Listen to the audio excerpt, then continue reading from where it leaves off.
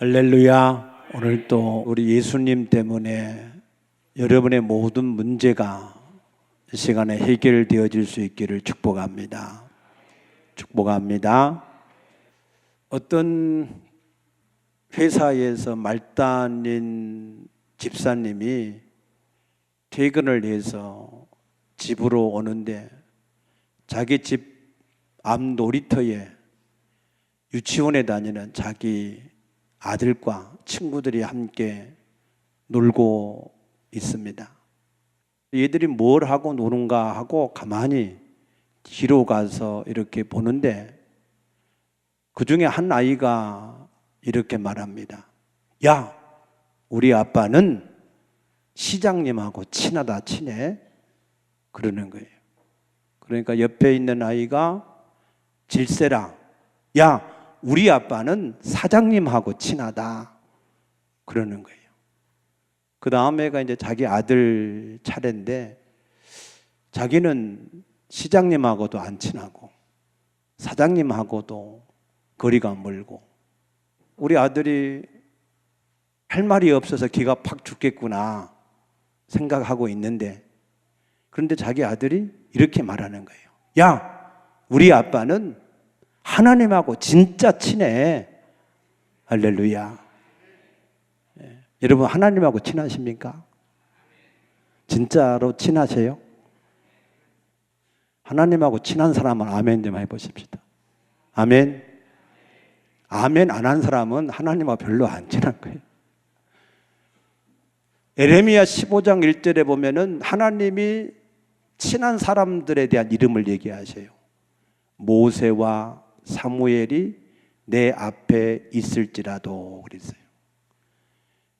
하나님도 하나님과 친한 사람이 있고 하나님하고 별로 친하지 않는 사람이 있음을 우리에게 말씀하십니다. 어떤 사람이 하나님과 친한 사람일까? 모세는 그 마음이 온 세상에 누구보다도 온유한 사람이라 그랬어요. 그래서 하나님 말씀에 늘 순종하는 사람. 사무엘도 그 말이 하나도 땅에 떨어지지 않았다 그랬어요. 늘 하나님 말씀에 순종했던 사람들. 하나님은 누구보다도 하나님의 말씀을 듣고 순종하기를 좋아하는 사람, 그 사람을 하나님도 친하다라고 인정해 주시는 줄로 믿습니다. 할렐루야. 할렐루야. 아멘 좀 크게 한번 해보세요. 밥 안 먹었어요 아침에? 할렐루야.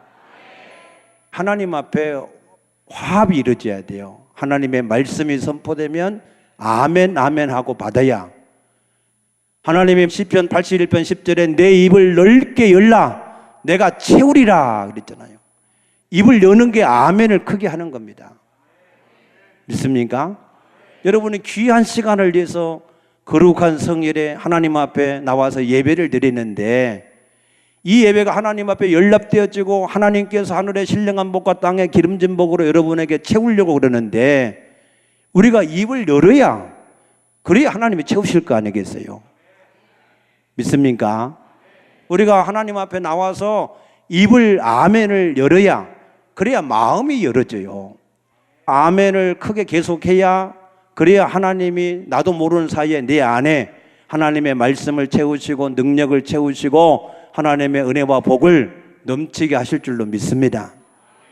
오늘은 특별히 아멘을 잘 하셔야 되고 잘 들으셔야 됩니다. 왜냐하면 오늘은 다른 것에 대해서 말씀을 드리지 않고 우리 그리스도인이 이 땅에 살고 있지만 앞으로 장차 하나님의 나라에서 이루어져야 될 일에 대해서 반드시 우리가 알아야 될 것에 대해서 말씀을 드리려고 하는 것입니다. 그러니까 오늘은 여러분들이 모든 생각과 이론을 사로잡아서 다 물리치시고 말씀에 오늘 귀를 잘 기울일 수 있게 되기를 축복합니다.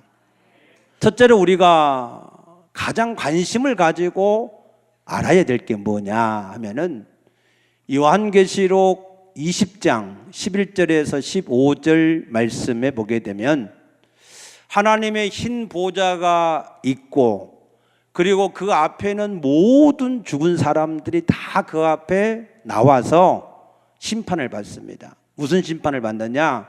하나님의 생명책에 이름이 기록되어 있는 자와 기록되어 있지 않은 사람으로 구별되는 심판을 받는다 그랬습니다. 그래서 요한계시록 20장 15절에 보게 되면은 누구든지 이 생명책에 이름이 기록되지 못한 자는 둘째 사망 곧 불못에 던져지더라 그랬습니다. 아멘. 우리의 믿음의 결국이 뭡니까? 베드로전서 1장 9절에 믿음의 결국은 곧 영혼의 구원이다 그랬습니다. 아멘. 우리가 왜 이 땅에서 믿음 생활을 하는 겁니까? 우리가 왜 예배를 드리고 하나님 앞에서 이 모든 믿음의 행위를 하는 것입니까? 그 첫째가 우리의 영혼이 구원을 받아야 되기 때문에 그런 것입니다. 그래서 영혼이 구원을 받으려고 그러면 우리는 반드시 생명책에 우리의 이름이 기록이 되어져 있어야 된다. 아멘. 생명책에 이름이 기록되어 있지 않으면 안 된다는 거예요. 그런데 그 하나님의 백보자 심판대 앞에 그때 가서 내 이름이 있는지 없는지 거기에서 확인을 하면 그때 만약에 없다면 여러분의 이름이 생명책에 없다면 그때는 어떻게 하시겠어요? 그때는 그야말로 우리가 할 수 있는 아무 방법이 없습니다. 그때는 둘째 사망 불못 영원한 지옥에 던져져서 지옥은 입구만 있고 출구가 없어요. 세세토록 밤낮이 없어요. 쉼이 없어요. 불꽃 가운데에서 쉼 없이 고난받는 것이 지옥입니다. 그러므로 우리는 반드시 이 땅에 있을 때에 내 이름이 과연 생명책에 있는지 없는지를 정확하게 확인하셔야 됩니다. 할렐루야. 그러면 이 땅에서 자기 이름이 생명책에 있는지 없는지를 알고 산 사람들이 있는가? 있습니다.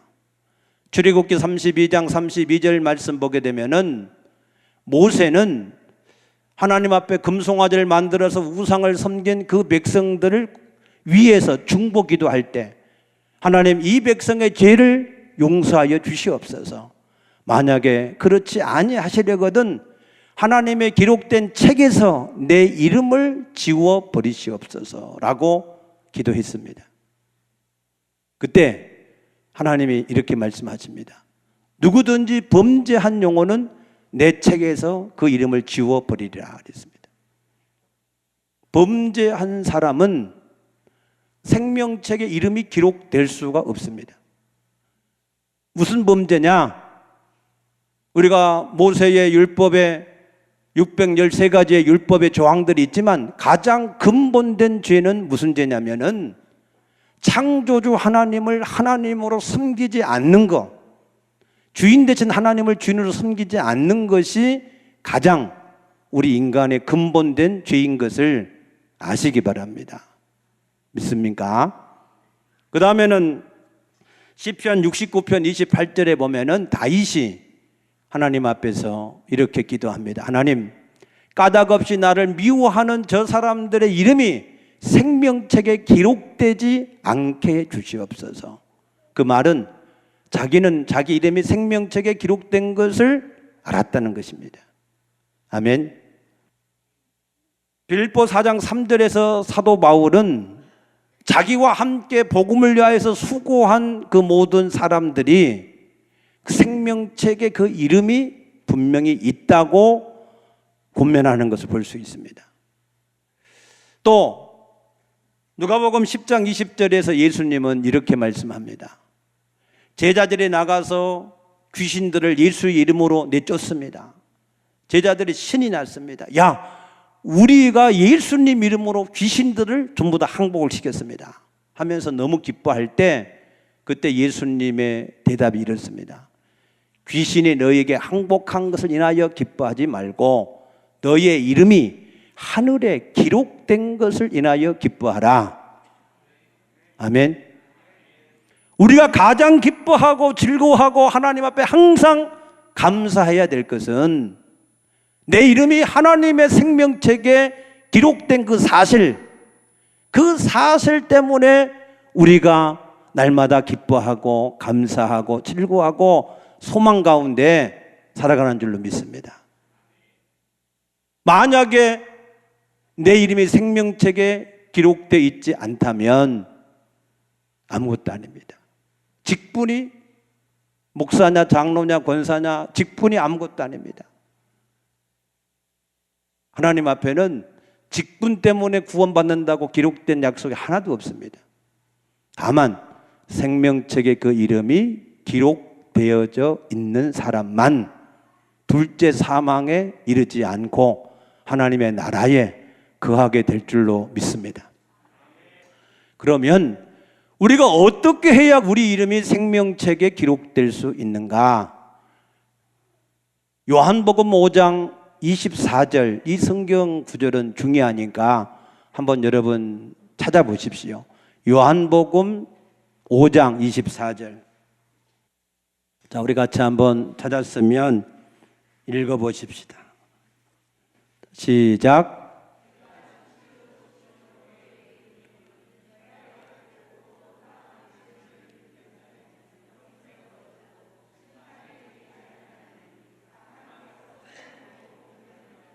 아멘.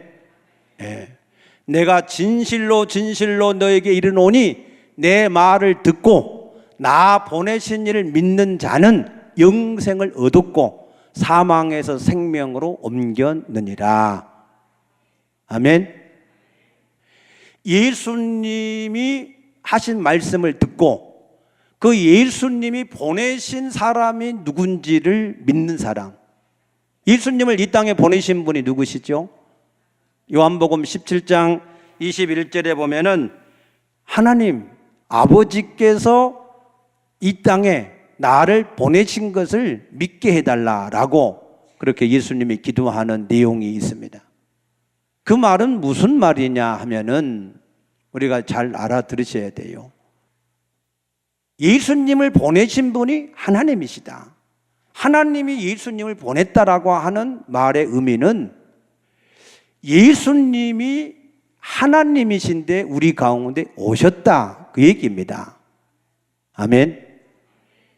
그래서 요한복음 14장 10절에 하나님 아버지께서 내 안에 계시고 내가 하나님 안에 있는 것을 너희가 알지 못하느냐. 아멘. 내가 말하는 것은 내가 자의로 말하는 것이 아니라 내 안에서 아버지가 그의 하시는 일을 나타내는 것이다 라고 말씀하시는 겁니다. 그래서 예수님은 아버지와 자기가 하나인 것을 우리에게 말씀하십니다. 요한복음 20장 31절에서 오직 성령을 우리에게 기록하신 것은 예수님이 하나님의 아들 그리스도이신 것을 믿게 해서 우리로 하여금 그 이름을 힘입어서 생명을 얻게 하기 위함이다 그랬습니다. 아멘. 그래서 우리가 믿는 그 믿음의 가장 첫 번째 그 구원을 얻을 수 있는 그 믿음은 예수님이 하나님의 아들 그리스도이신 것을 믿는 믿음. 그 믿음을 가져야 우리가 구원을 얻을 수 있다 그랬습니다. 그러면 그 믿음이라고 하는 게 뭐냐? 그 믿음이라고 하는 것을 어떤 것을 믿음이라고 그러냐? 많은 사람들이 예수를 믿는다라고 얘기할 때 예수님에 대한 지식을 가지고 있는 것을 믿는다 그래요. 예수님이 하나님이시고 예수님이 이 땅에 오셨고 십자가에 죽으셨고 부활하셨고 이 땅에서 40일 동안 계셨고 승천하셨다. 그것을 아는 것을 믿음이라 그렇게 말합니다. 그러나 그거는 지식이지 믿음이 아닙니다. 그럼 믿음이 뭐냐? 요한복음 1장 12절에 영접하는 자, 곧 그 이름을 믿는 자들에게 그랬어요. 우리의 구원을 얻을 수 있는 믿음은 영접을 하는 것을 말합니다. 어떻게? 십자가에서 죽으시고 부활하시고 성령으로 우리 가운데 다시 우리를 구원하러 오신 그 예수님을 우리가 영접을 해야, 그래야 우리가 구원을 얻을 수 있습니다. 볼지어다 내가 문 밖에 서서 두드리노니 누구든지 내 음성을 듣고 내 문을 열면 내가 그에게 들어가서 먹고 그런 나로도 벌어서 먹으리라. 아멘. 주님은 우리 안에 들어오시기를 원하시는 거예요. 할렐루야. 그러면 우리가 영접을 할 때 누구로 영접을 해야 되냐? 이게 또 중요한 거예요. 로마서 10장 9절에 예수의 주 되시는 것과 하나님께서 그를 죽은 자 가운데 다시 살리신 것을 내 마음에 믿으면 의에 이르고 입으로 시인하여 구원을 얻는다 그랬습니다. 우리가 예수님을 누구로 영접해야 된다고요? 주인으로, 키리오스, 주인으로 영접을 해야 된다. 아멘. 주인으로 영접하는 것은 뭐냐면 잘 들어보세요. 갈라디아서 2장 20절에 내가 그리스도와 함께 십자가에 못 박혀 죽었다 그랬어요. 아멘. 꼭 이거 아셔야 됩니다. 예수가 십자가에 죽으셨지요.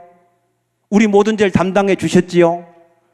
그랬는데 그 예수와 함께 내가 죽지 않으면 나하고 아무 상관없어요. 그냥 역사적인 예수가 죽었을 뿐이에요. 내가 그 예수와 믿음으로 연합해서 함께 죽어야, 죽은 사람에게 뭐가 없어요? 정죄가 없는 거예요. 정죄. 비로소 내가 예수와 함께 죽어야 우리에게 정죄가 없어서 우리가 하나님 앞에서 의롭게 되어지고 우리가 하나님을 영접할 수 있는 그런 사람이 되어지고 예수님을 영접했을 때 구원을 우리가 받게 되는 줄로 믿습니다.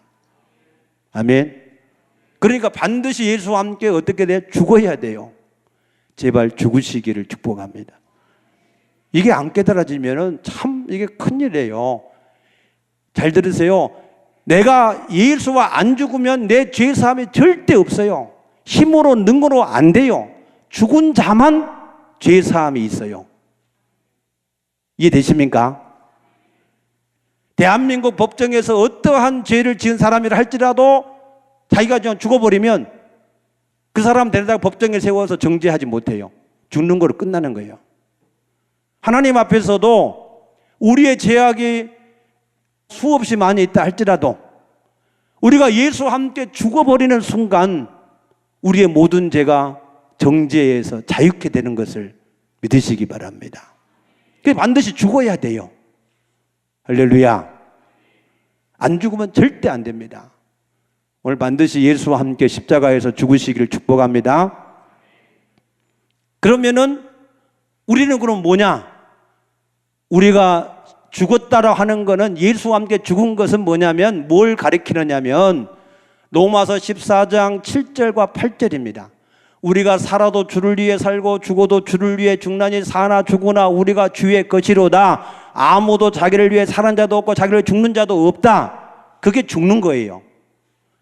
자기 자신을 위해서 사는 모든 것을 끝낸 사람이 예수와 함께 죽은 사람입니다. 아멘. 아멘. 그러면 이제는 우리가 어떻게 사냐? 내 안에 주님을 주인으로 영접했잖아요. 이제는 그래서 살아도 죽어도 그 주님을 위해서 사는 것이 우리 그리스도인의 삶의 시작인 것을 믿으시기 바랍니다. 아멘. 이게 신앙의 기초예요. 생명을 얻는 게 신앙의 기초입니다. 그런데 예수님이 의미심장한 말씀을 우리에게 하셨어요. 마태복음 7장 20절 22절 말씀에 쭉 보게 되면 나더러 주여 주여 하는 자가 다 하나님의 나라에 들어갈 것이 아니라 하나님의 뜻대로 행하는 자라야 들어간다. 그 사람의 모든 것은 열매를 보아야 안다 그랬어요. 도대체 구원을 받았다는 것인지 못 받았다는 것인지 도대체 뭘 말씀하는지 굉장히 어렵습니다. 그런데 오늘 사도 바울도 우리에게 이렇게 말씀하셨어요. 27절에 내가 내 몸을 쳐 복종하게 하면 내가 남에게 전파된 후에 자신이 도리어 버림을 당할까 두려워한다 그랬습니다. 버림을 당할 수도 있다. 그럼 사도 바울이 이거 엄살을 피운 걸까요? 자기는 전혀 버림받지 아니라고 확신하는데 괜히 우리한테 엄살을 피워서 얘기를 했을까? 아니면 우리로 하여금 이 땅에서 좀 겁을 먹고 두려워해서 구원을 이루라고 하신 말씀입니까? 나는 이 사도 바울의 고백이 사실인 줄로 믿습니다.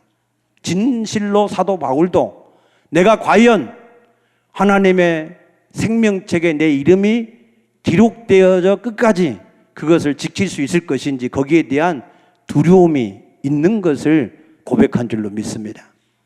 아멘. 자, 성경에는 빌립보서 1장 6절에 보면 너희 가운데 착한 일을 시작하신 이가 예수 그리스도의 날까지 너희를 지키시리라 라고 하는 말씀이 있습니다. 아멘. 우리 안에 예수가 누군지를 알게 하신 성령이 우리 안에 오셔서 우리를 끝까지 지켜주신다 그 말이에요. 또 히브리서 13장 5절 6절 말씀 보게 되면 조언을 사랑하지 말고 있는 발 족한 줄로 알라 하나님께서 너희를 결코 버리지 않고 떠나지 않겠다 약속하셨다라고 말씀하셨어요. 우리가 그 말씀만 들으면은 한 번 받은 구원은 영원한 것이구나. 우리가 예수님만 영접을 한 것으로 이게 끝나면 우리는 영원히 구원받을 걱정할 게 없다. 이제 마음 편하게 잘 살아보자. 그렇게 생각하실 수도 있는데 또 다른 성경에는 이런 말씀도 있어요. 빌립보서 2장 12절 말씀 보면은 너희는 두렵고 떨림으로 너희 구원을 이루라 라고 하는 말씀이 있습니다. 아멘. 또 디모데전서 1장 19절 20절 말씀 보게 되면은 알렉산더와 후메네오는 양심을 버렸고 믿음을 파선했으므로 사단에게 내어 주었다라고 하는 말씀도 있습니다. 또 요한일서 5장 16절에는 우리의 죄를 사함받을 수 있는 죄도 있고 사함받을 수 없는 죄도 있는데 나는 너희가 사함받지 못하는 죄에 대해서는 강구하라고 말하지 않겠다 그랬습니다. 또 히브리서 6장 4절과 6절에서 보게 되면 우리가 한번 하나님의 나라에 참여하고 하나님의 성령을 맛보고 선한 말씀을 체험하고 내세를 아는 그런 사람이라 할지라도 타락하면 다시 회개할 수가 없다라고 말씀하십니다. 믿습니까?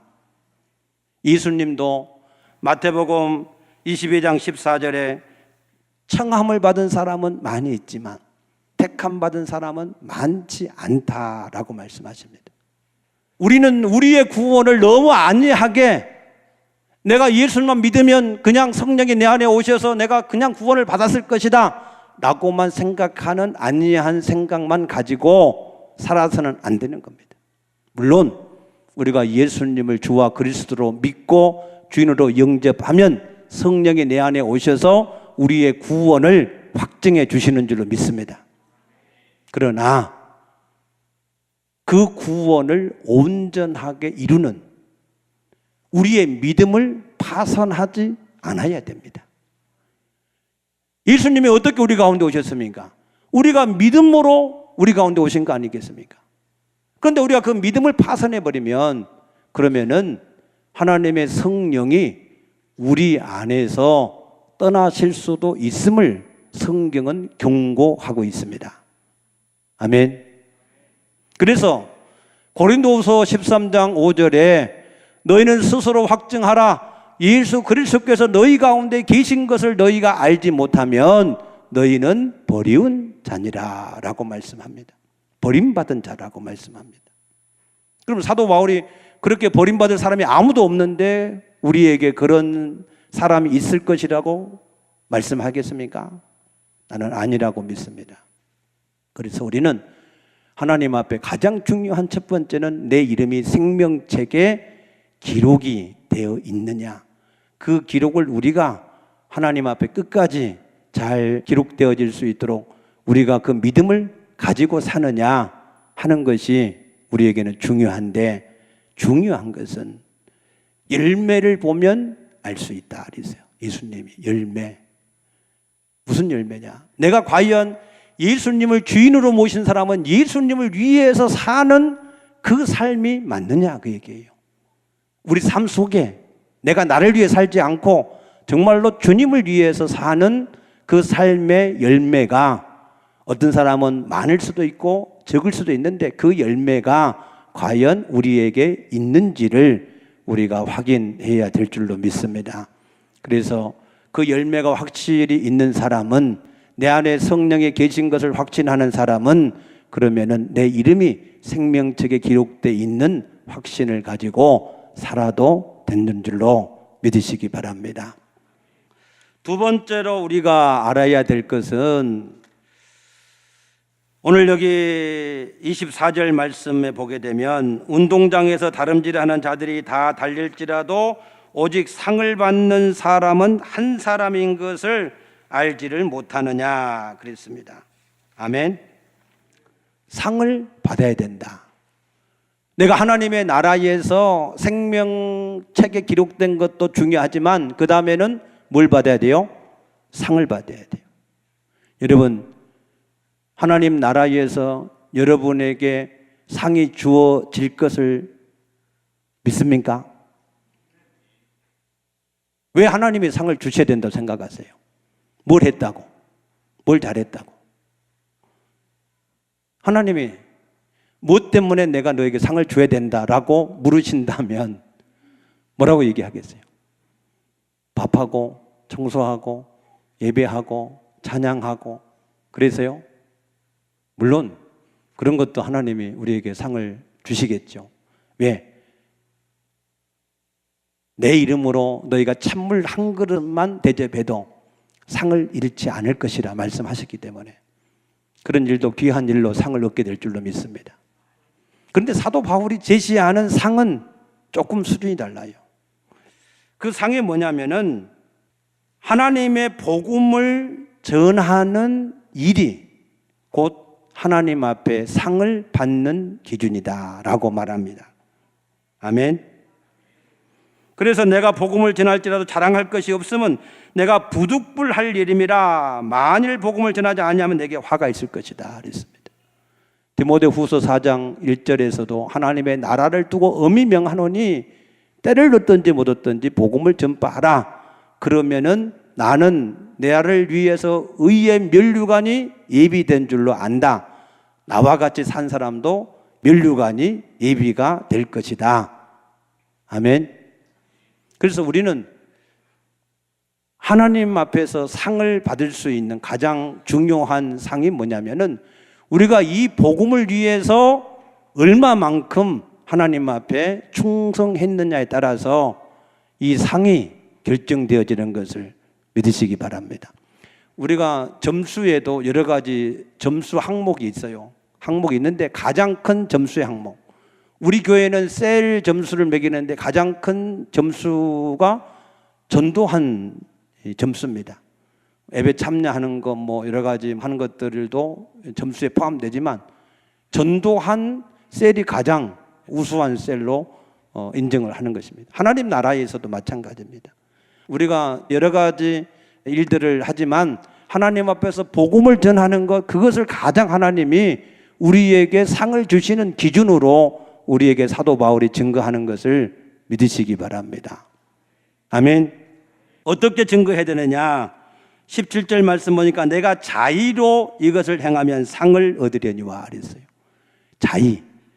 타의로 하는 것도 복이 있어요. 억지로 교회에서 콕 껴가지고 억지로 막 불러내서 하라고 해서 하는 것도 그것도 복이 있지만 기왕이면 어떻게 해요?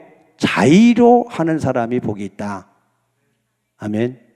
여러분 스스로 자의로 하시길 바랍니다. 두 번째로는 18절에 그런즉 내 상이 무엇이냐? 내가 복음을 전할 때 값없이 전하고 복음으로 말미암아 내게 있는 권리를 다 쓰지 아니하는 것이다. 값없이 전하고 복음을 전할 때 어떤 대가를 받지 않고 값없이 전하고 내가 그 복음으로 전함으로 인해서 그 복음으로 말미암아 먹고 사는 모든 것이 다 받을 수 있는 권리가 있지만 그런 권리를 다 쓰지 않고 그래서 사도 바울은 그 권리를 아무것도 쓰지 않았다는 거예요. 세 번째로는 19절에 모든 사람에게 자유하나 모든 사람의 종이 되었다. 복음을 전하기 위해서 자기의 모든 권리를 다 포기했다는 겁니다. 우리가 이렇게 하나님의 복음을 전하는 자가 하나님 앞에 상을 얻게 될 줄로 믿습니다. 그래서 여러분 복음을 전하는 일은 우리의 상을 얻을 수 있는 최고의 상을 얻을 수 있는 가장 큰 중요한 일인 것을 반드시 기억할 수 있기를 축복합니다.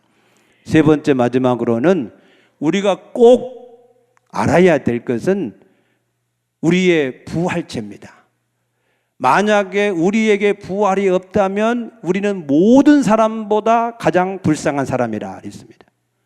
우리에게 부활이 있다라고 하는 증거로 예수님이 첫 번째 부활을 얻으신 줄로 믿습니다. 그것은 우리의 첫 열매가 되셨다 그랬어요. 그래서 우리는 반드시 부활이 있을 줄로 믿습니다. 근데 문제는 이 부활체가 다 똑같으면 괜찮을 텐데 어떤 사람은 자꾸 그런 얘기를 해요. 천국에 가서도 잘 사는 사람이 있고 못 사는 사람이 있고 높은 사람이 있고 낮은 사람이 있고 그러면 그게 천국입니까? 공평해야지. 다 똑같아야 되지.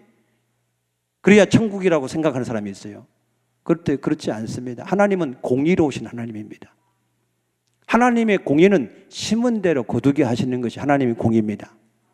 어떤 사람은 많이 심었고 어떤 사람은 적게 심었는데 다 똑같다. 이거는 불평등한 거죠. 공의가 아니죠. 믿습니까? 그래서 하나님의 나라에는 우리의 부활체를 얻는 데에 그 부활체의 영광이 각각 다르게 우리에게 말씀하셨어요. 고린도전서 15장 41절 2절 말씀 보게 되면은 부활체의 모습이 해의 영광이 있고 달의 영광이 있고 별의 영광이 있고 별과 별의 영광이 각각 다르다 그랬습니다. 아멘. 그 부활체가 각각 영광이 다른데 중요한 것은 그 영광을 가지고 우리가 영원히 산다는 거예요. 우리가 이 땅에서의 영광, 날 때부터 금수저를 물고 나온 영광도 있을 것이고 자기가 자수성가해서 얻은 영광도 있을 것이고 여러 가지 많은 영광이 있을 거예요. 그런데 그거는 어떤 영광이든 지나가는 거예요. 70이고 80은 지나가는 겁니다. 얼마 안 남았습니다. 그런데 하나님 앞에서 우리가 얻을 부활체의 영광은 영원한 것입니다. 믿습니까? 여러분, 뭘 위해서 여러분들이 투자를 하시겠습니까? 지금 우리에게 잠깐 있을 이 영광을 위해서 계속 사시겠습니까? 아니면 영원한 하나님이 우리에게 예비해 놓으신 영광의 부활체를 얻기 위해서 사시겠습니까? 여러분, 영원한 하나님의 영광을 위해서 살 수 있는 지혜를 얻게 되시기를 축복합니다. 그러면 이 부활체는 어떤 때에 가장 영광스러운 걸 얻을 수 있는가? 히브리서 11장 35절 말씀 보게 되면은 우리 이것도 중요하니까 한번 찾아보십시다. 히브리서 11장 35절 말씀에 보시면 이렇게 기록이 되어 있습니다. 여자들은 자기의 죽은 자들을 부활로 받아들이게 하며 또 어떤 이들은 더 좋은 부활을 얻고자 하여 심한 고문을 받되 구차히 풀려나기를 원하지 아니하였으며 그랬어요.